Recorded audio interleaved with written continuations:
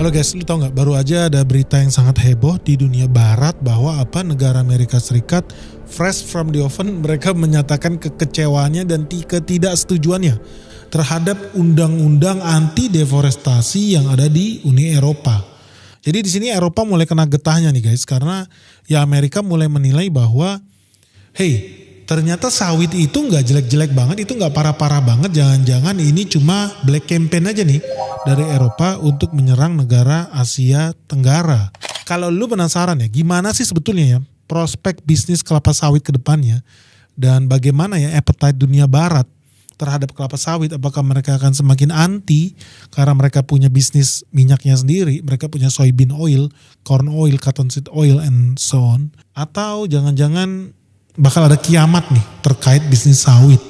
Apalagi sebentar lagi mau ada pemilu terbesar di dunia yang bakal jalan di Amerika Serikat. So buat teman-teman yang masih penasaran gimana sih sebetulnya prahara di bisnis sawit ini, jangan di skip video ini, let's check this out.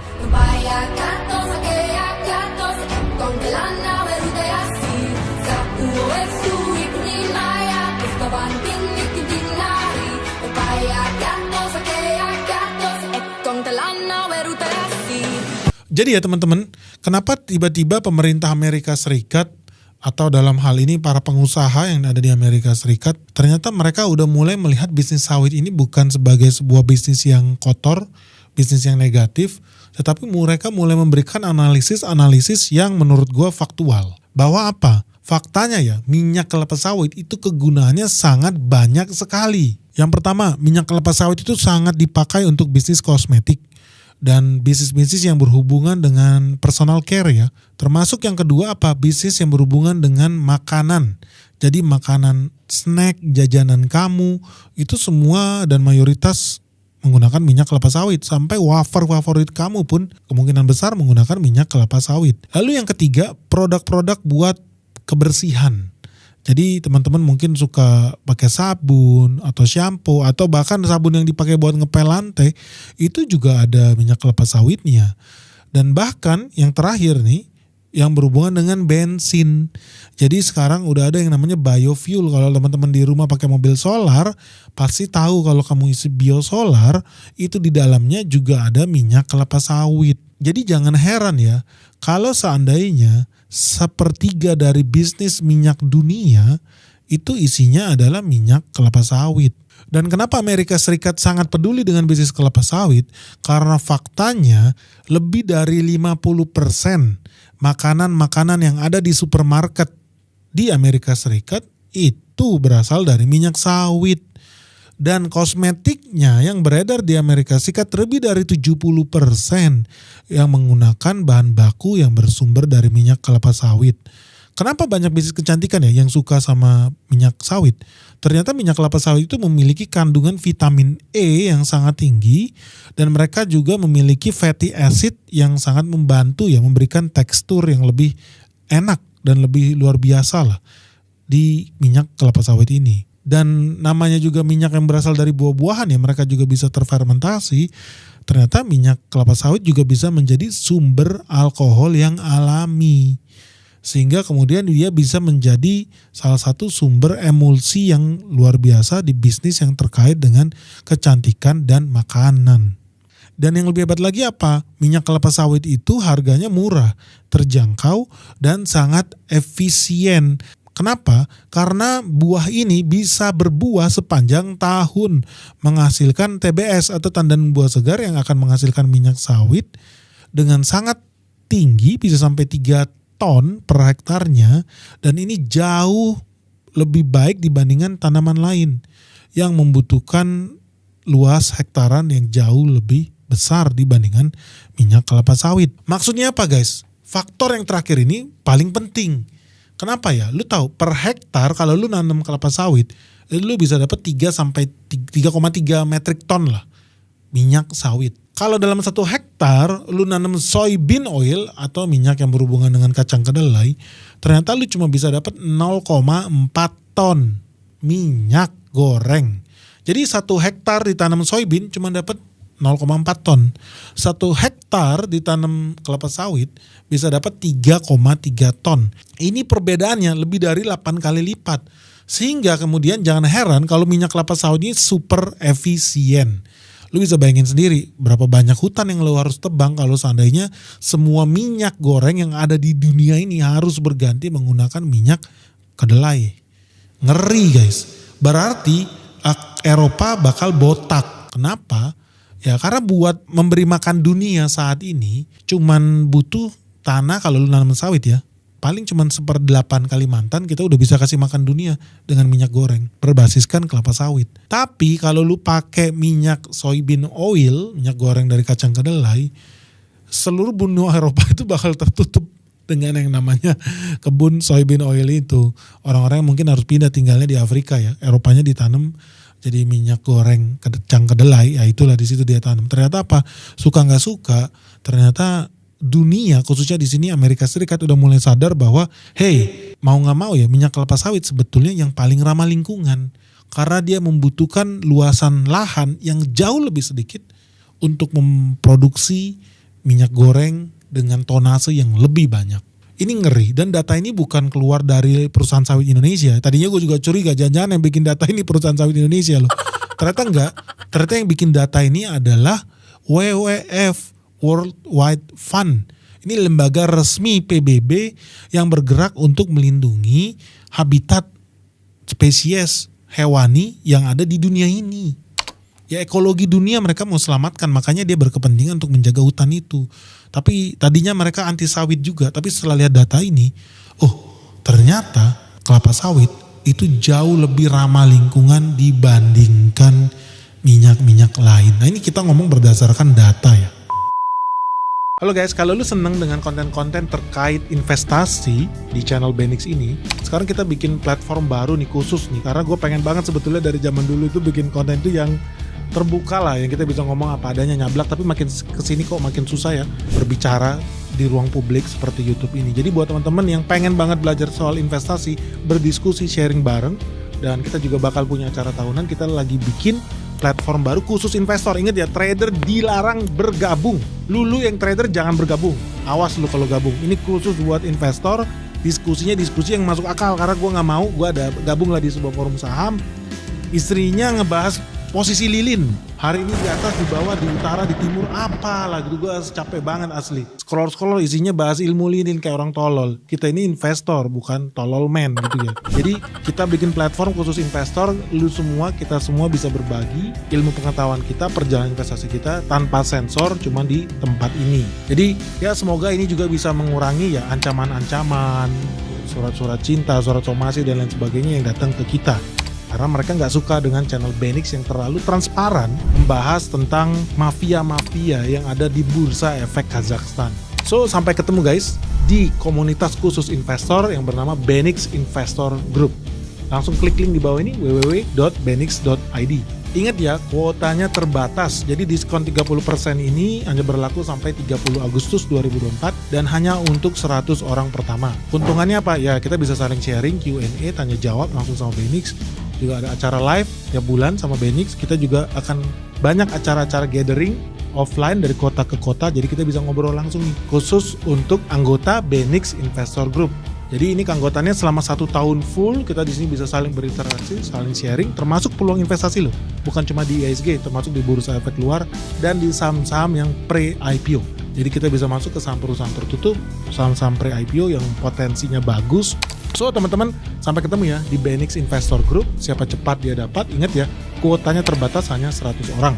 Deadline-nya di 30 Agustus 2024. Langsung ya klik link di bawah ini. Tapi kemudian ya, kita jadi pertanyaan, kenapa kemudian minyak sawit itu sangat dimusuhin? Kenapa? Ya apa karena Barat punya agenda? Ya tentu saja mereka punya bisnis minyak gorengnya sendiri yang bisa tumbuh di 4 musim. Tetapi hal yang paling utama adalah karena menurut orang-orang Barat, minyak kelapa sawit itu banyak diproduksi dari hasil deforestasi. Deforestasi itu apa? Namanya forest itu hutan. Deforestasi berarti hutannya hilang, ditebang. Ya bisa slash and burn, dibakar, atau memang ya alih guna lahan. Tadinya lahan hutan, Lahan hutannya dirubah jadi lahan produksi minyak kelapa sawit. Terus kenapa? Kenapa kalau bisnis kelapa sawit pasti akan menambah tingkat deforestasi yang ada di dunia? Nah, kalau menurut versinya Uni Eropa, ternyata ketika produsen-produsen minyak sawit ini pengen ekspansi, mereka itu kehabisan lahan. Akibatnya apa? Mereka harus membabat hutan. Mereka harus menebang hutan. Nah, pada situasi seperti ini, hutan hujan tropis seperti yang ada di Indonesia, di Sumatera dan di Kalimantan, itu sebetulnya adalah contoh jenis tanah yang ideal untuk ditanam dengan pohon sawit. Karena apa? Karena minyak kelapa sawit itu sangat baik kalau pohonnya ini ditanam di daerah-daerah tropis atau daerah-daerah subtropis. Dan area-area yang sering hujan atau rainforest area ini adalah area yang paling cocok untuk pertumbuhan kelapa sawit. Nah, inilah kenapa mayoritas hutan-hutan yang terdampak oleh kegiatan deforestasi kelapa sawit itu biasanya hutan yang dilewati oleh garis khatulistiwa. Makanya banyak yang nanam kelapa sawit di Indonesia itu sebetulnya di daerah Sumatera dan Kalimantan.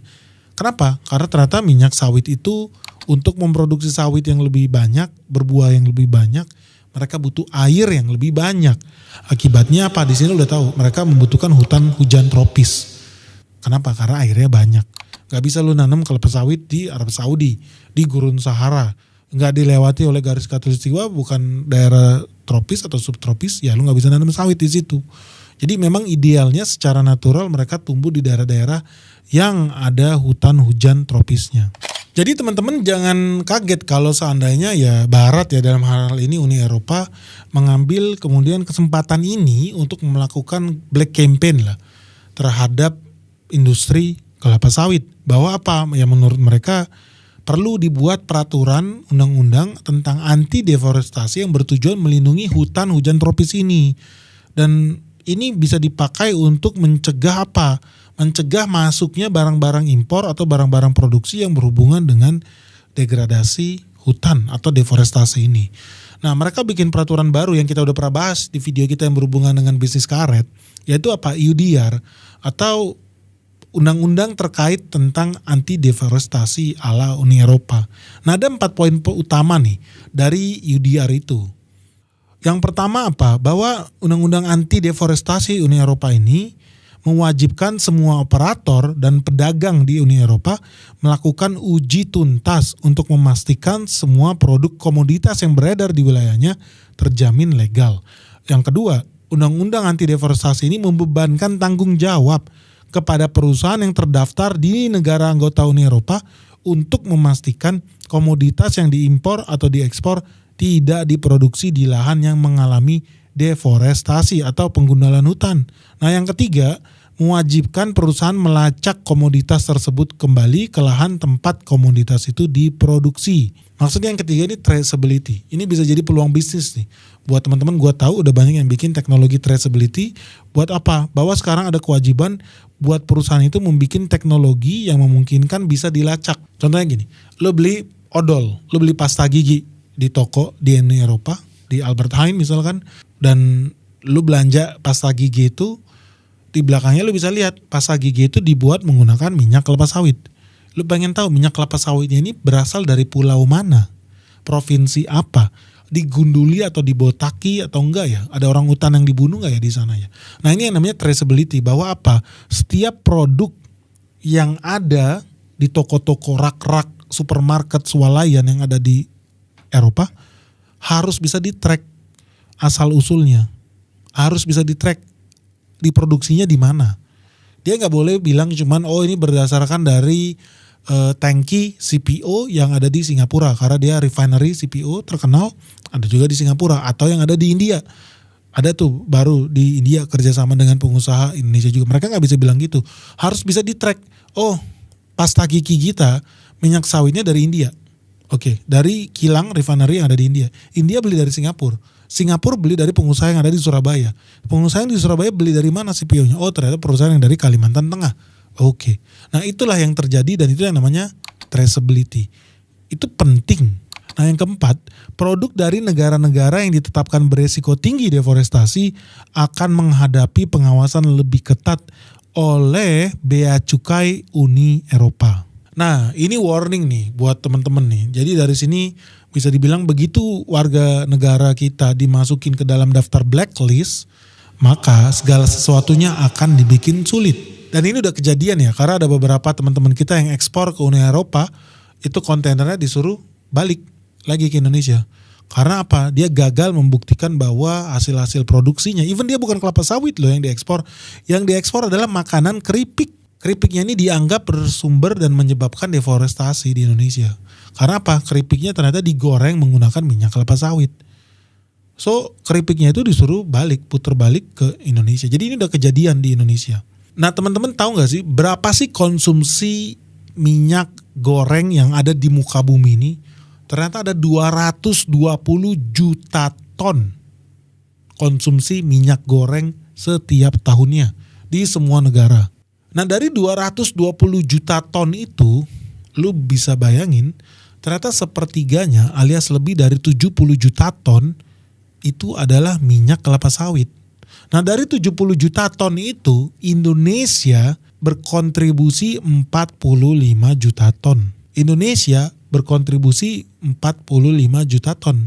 Minyak kelapa sawit yang beredar di kolong langit ini itu asalnya dari Indonesia. Jadi di sini kita bisa lihat bahwa minyak kelapa sawit itu sangat-sangat penting bagi Indonesia sebagai negara produsen terbesar di dunia untuk komoditas minyak kelapa sawit. Kita lebih dari 2 kali lipatnya Malaysia.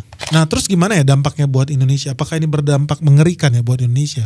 Jujur aja ya, untuk saat ini mungkin tidak terlalu berdampak besar. Karena apa? Ternyata ekspor terbesar minyak kelapa sawit kita itu bukan ke negara Uni Eropa. Semenjak mulai banyak peraturan yang jelimet ini, sebetulnya ya pembeli terbesar minyak kelapa sawit kita yang pertama adalah negara India. Dia punya penduduk jumlahnya terbanyak di dunia sekarang. Dia butuh lebih banyak minyak goreng dan akan terus bertumbuh lebih banyak lagi.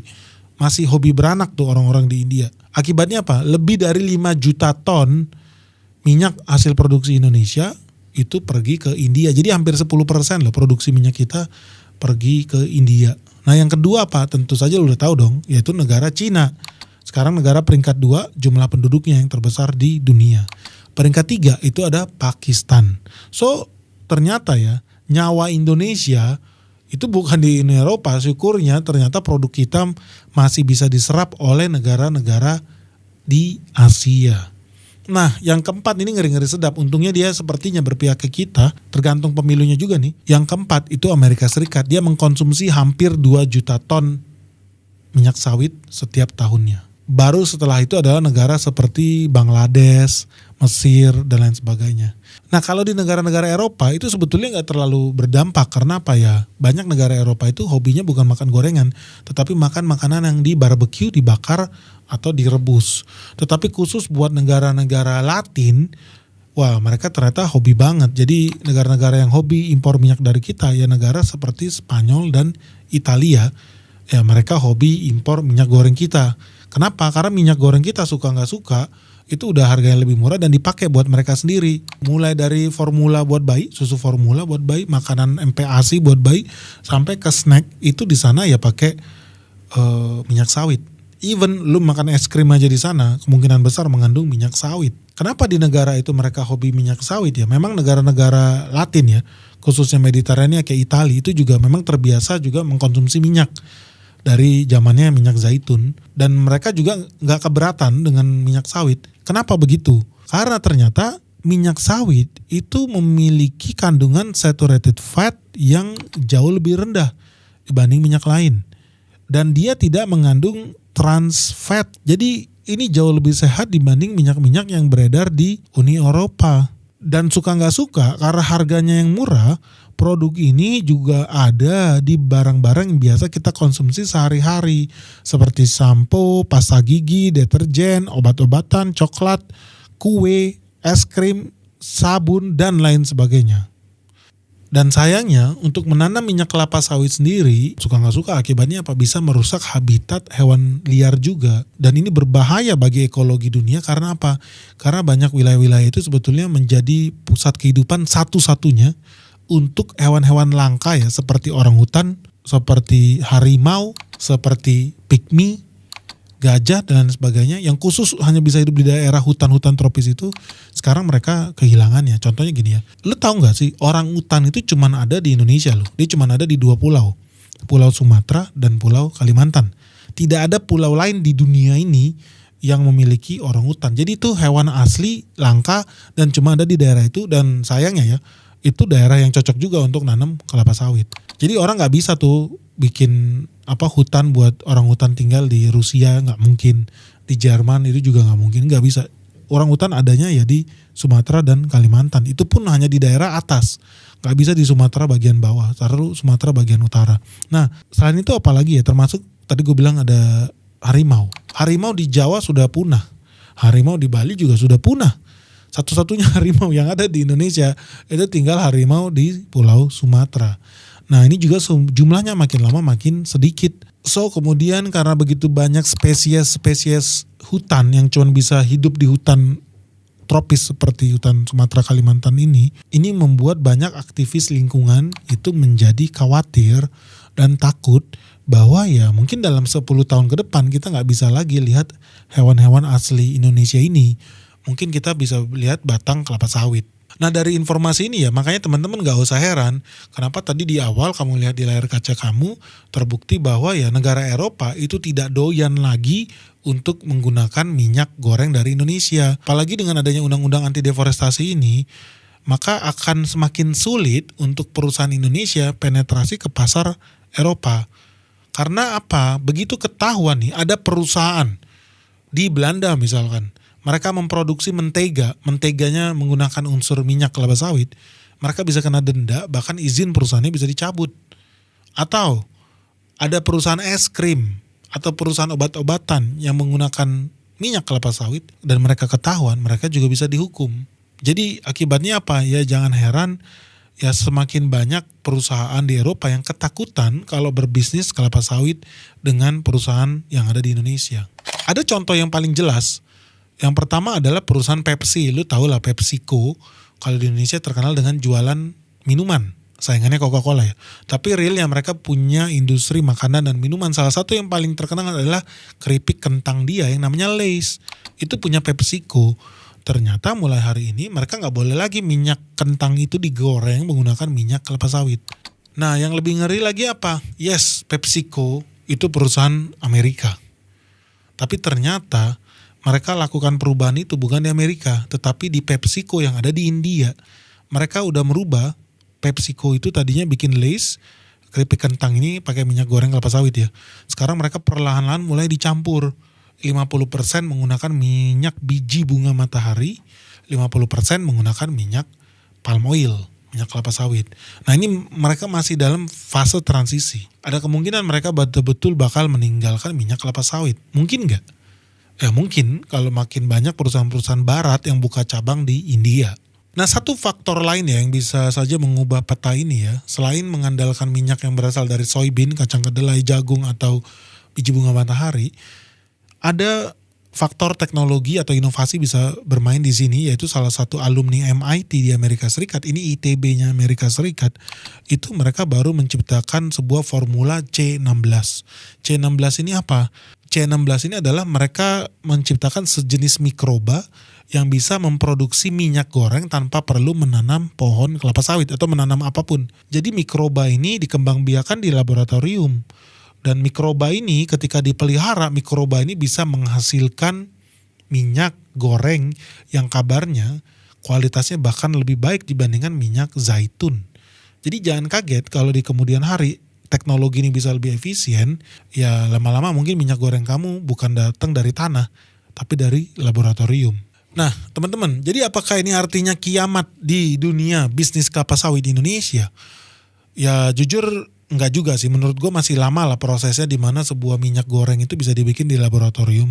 Menurut gue masih panjang. Nah yang kedua, sebetulnya masih ada peluang loh buat pengusaha Indonesia bisa ekspor minyak sawitnya ke Eropa. Karena yang udah-udah ya tadi kan, orang di Italia dan orang di Spanyol itu juga banyak loh yang masih impor minyak kelapa sawit. Tapi ada syaratnya. Syaratnya apa? Yaitu memiliki sertifikasi RSPO. Alias apa? Sertifikasi yang berhubungan dengan Roundtable on Sustainable Palm Oil. Intinya apa ya?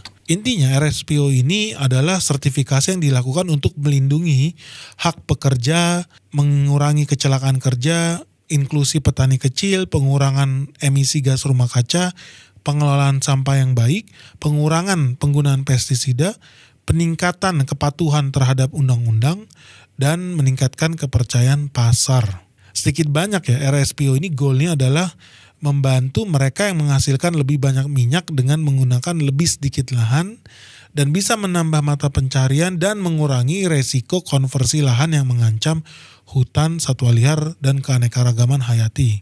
Nah, di sini ya teman-teman petani sawit, itu gue udah lihat sih ada beberapa bahkan bentuknya koperasi dan petani-petani kecil di daerah Pulau Sumatera ya, di daerah Jambi, di daerah Riau, di daerah Lampung, yang sebetulnya udah dapat sertifikasi RSPO ini. Sayangnya, ya bukan perusahaan besar, tetapi petani-petani skala kecil, mereka menanam di lahan yang bersih dari deforestasi, dan mereka terbukti juga bisa ekspor ke Uni Eropa dengan harga yang cukup mahal. Jadi harganya lebih premium dibandingkan harga CPO pada umumnya. Salah satu keuntungannya apa sertifikasi RSPO? Di situ juga kita diajarkan nih metode manajemen terbaik untuk mengelola kebun secara sustainable. Jadi kalau dibilang RSPO ini menyulitkan, ya memang menyulitkan dan sulit sekali prosesnya. Tetapi ternyata ketika lu udah goal, ya banyak keuntungan juga yang bisa didapatkan. Di Indonesia sendiri sebetulnya udah punya goal ya. Mereka mau bikin perusahaan-perusahaan sawit di Indonesia itu supaya ikut sertifikasi RSPO. Cuman ya sayangnya ya sampai detik ini peraturan RSPO itu dibuat di tahun 2004 nih. Tapi sayangnya sekarang udah 20 tahun nih, 2024, cuman 19% ya dari perusahaan-perusahaan sawit yang ada di Indonesia yang udah dapetin sertifikat RSPO. Artinya ya, udah selama 20 tahun nih, mereka nggak peduli dengan sertifikasi RSPO itu. Karena apa? Ya jujur aja, market India dan Cina itu udah market yang cukup besar. Keduanya adalah negara dengan populasi penduduk terbesar di dunia, itu udah cukup buat mereka. Mereka belum ada kebutuhan untuk bisa memproduksi sesuai dengan standar yang diciptakan oleh Uni Eropa. Tapi ini gue mau kasih peringatan nih buat teman-teman pengusaha kelapa sawit. Karena banyak follower kita itu pengusaha kelapa sawit. Baik yang kecil maupun yang gede. Jangan duduk santai, jangan duduk manis. Kenapa? Karena brand-brand ternama di dunia yang namanya seperti Colgate, P&G, Nestle, Ferrero, PepsiCo, Unilever, dan banyak lagi lainnya itu sudah menandatangani kesepakatan bahwa mulai tahun 2022 mereka punya target untuk mencapai 100% RSPO. Jadi kalau mereka beli minyak sawit ya Ferrero perusahaan coklat apa urusannya, tapi ternyata pakai minyak sawit juga, mereka udah komit mereka hanya menggunakan minyak sawit yang udah punya sertifikat RSPO. Nah, mungkin di sini ada teman-teman yang nyantai, bro. Gua kan ekspor ke India bro, gak usah pusing dengan RSPO di Eropa. Tadi gue udah kasih contoh, even Lay's itu punya perusahaan PepsiCo, mereka punya cabang di India, cabang yang di India itu sudah diperintahkan untuk mencampur minyaknya, gak boleh lagi 100% minyak sawit. Sekarang cuma boleh 50% minyak sawit, 50% minyak biji bunga matahari. Kesimpulan yang kita bisa ambil adalah kalau seandainya perkebunan kelapa sawit bisa menghasilkan minyak goreng lebih banyak per hektarnya dibandingkan minyak jenis lain yang ada di muka bumi ini, artinya kalau kita berusaha untuk menghilangkan kelapa sawit, kalau kita berusaha men-stop kelapa sawit, kalau kita berusaha untuk mematikan kelapa sawit, itu artinya menambah lahan untuk deforestasi. Baru terbuka mata kita sekarang ini. Kenapa yang ngomong ini WWF? Kenapa Eropa nggak mengerti hal ini? Atau tutup mata terkait hal ini? Ternyata ini fakta juga nih, yang nggak bisa dibantah bahwa kalau kita anti sawit, artinya kita mendukung deforestasi. Oh, ini perspektif baru guys. Kalau menurut kamu, sebaiknya perkebunan kelapa sawit ini kita tutup aja semua. Pohon-pohon kelapa sawit ini kita tebang aja, ganti jadi nanam kacang kedelai, atau nanam pohon kelapa, kita kembali ke zaman dulu makan minyak keletik atau minyak kelapa. Atau jangan-jangan lebih bijaksana kalau bisnis kelapa sawit ini tetap kita kembangkan, tetap kita jalankan di Indonesia, tapi dengan metode yang lebih ramah lingkungan. Kalau menurut kamu gimana? Sebaiknya kita dukung atau tidak ya bisnis kelapa sawit di Indonesia? Jangan lupa like, share, and video ini dan komen di bawah terkait tanggapan original kamu terhadap masa depan bisnis kelapa sawit yang ada di Indonesia. Oke guys, semoga video ini bermanfaat. Salam sehat, salam cuan, bye-bye.